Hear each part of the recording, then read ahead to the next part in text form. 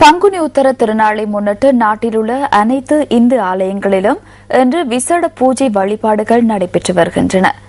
தலைநகரின் புகழ்மிகு சிவாலயமான கொச்சிக்கடை ஸ்ரீ பொன்னம்பல வாணேஸ்வரர் தேவஸ்தான வருடாந்த மகோத்சவ பெருவிழாவின் தீர்த்தோற்சவமும் இன்று முற்பகல் நடைபெற்றது.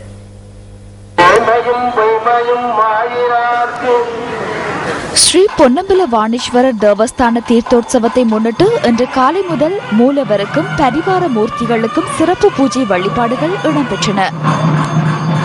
பின்னர் வசந்த மண்டபத்தில் உற்சவ மூர்த்திகளுக்கு விசேட அலங்கார தீபாராதனை நடைபெற்றது.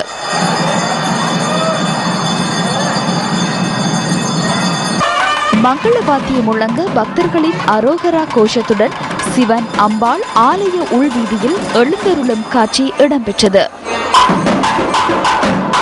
பின்னர் சுவாமி ஸ்ரீ ஸ்வர்ண புஷ்கரணிக்கு எழுந்தருளியதும் தீர்த்தோற்சவம் நடைபெற்றது. ஸ்ரீ பொன்னம்பல வாணேஸ்வரரின் தீர்த்தோற்சவத்தில் பெருந்திரளான பக்தர்கள் கலந்து கொண்டிருந்தனர்.